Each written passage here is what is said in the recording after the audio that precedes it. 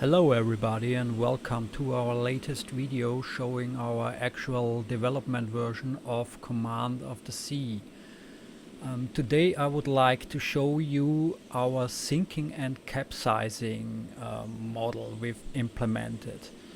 At the moment we are using a simplified model of the German battleship Tirpitz, and as we are approaching her you might see that some details are still missing, like the secondary armament, anti-air guns, wear and tear textures for rust and dirt, stuff like that. As you can see here, you are also able to walk around on the deck of the ship, and you are also able to walk on the decks of the superstructure. So you can, from here you can go to the bridge, you can go to the admiral's deck, whatever you want. Now let's switch to the map. We are actually located nearby Oscarsborg, which is in the Oslo fjord in the south of Norway. As some of you might know, during the German invasion of Norway in April 1940, the German cruiser Blücher sunk there, and as we only have Tirpitz now in the game, we've simply used her as a replacement for Blücher, but still used the historically correct location. We also try to make Command of the Sea as realistic as possible. So the whole sinking process is not scripted, it's a real physical simulation. So what's going to happen is not programmed or coded in. It's determined by the size of the holes in the hull and by the amount of water that's flowing in and how fast it's flowing in and at what location it's flowing in, and by the shift in mass that's caused by this water. That also means that the whole sinking process can take up to a few hours if the water is flowing in very slowly, or just 20 minutes if the water is really rushing in. In this video the whole sinking process will take 1 or 2 hours, so as you most likely don't want to watch a sinking ship for 1 or 2 hours, we are going to speed the whole process up a bit. As some of you might know, the German cruiser Blücher was sunk by a torpedo from Oscarsborg. As we don't have torpedoes yet in the game, we've simply placed explosives at the outside of the lower hull of Tirpitz for this simulation.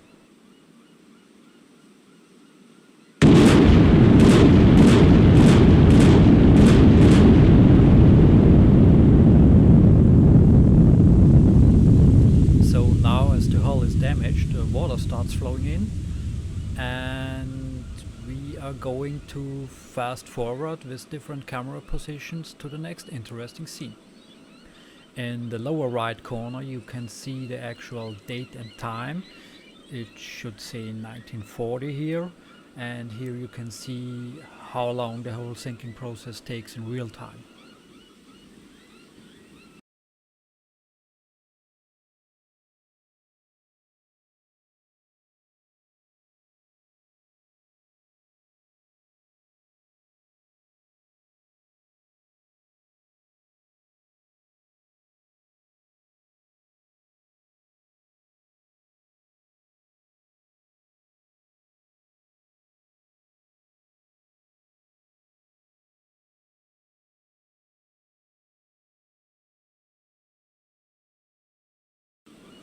Now, about 1 hour later, we are at a point where Tirpitz lists by about, let's say, 10 degrees or something like that.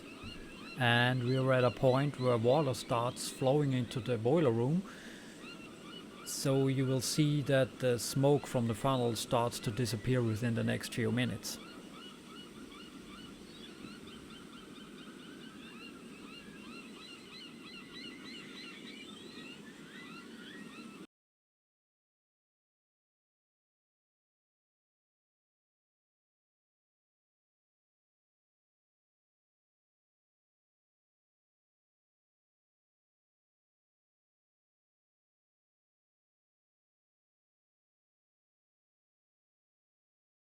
Now we are only a few minutes away from capsizing, so I'm going to take this as a chance to show you a few different camera positions of this process. And remember, everything you see here is pure physics, so nothing is scripted. I'm going to show the rest of this capsizing without any further time lapse. If that's taking too long for you, you can always skip parts of this video.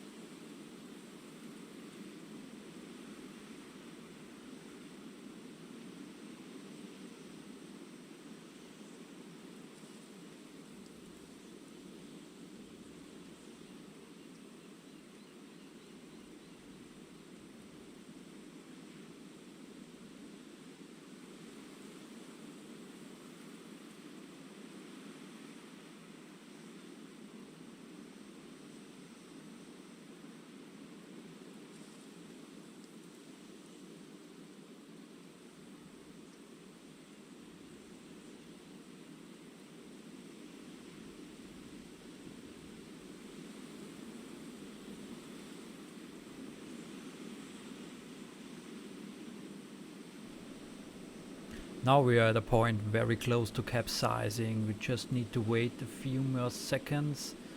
And there she goes, slowly. That's the point of no return.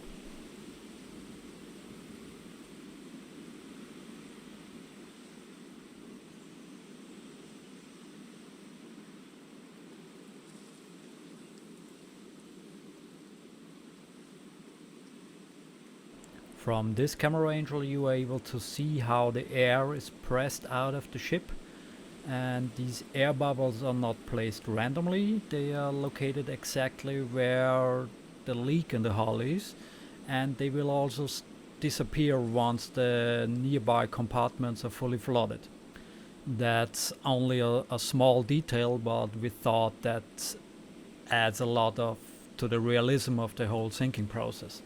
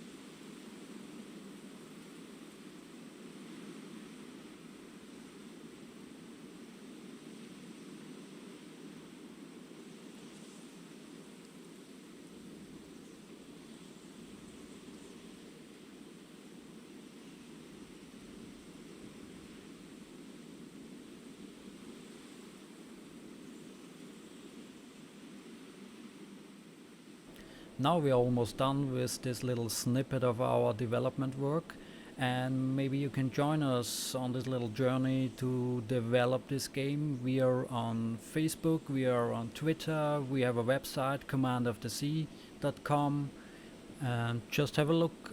Maybe you like it, and I think that's it for now. Just have a nice day. Goodbye. See ya.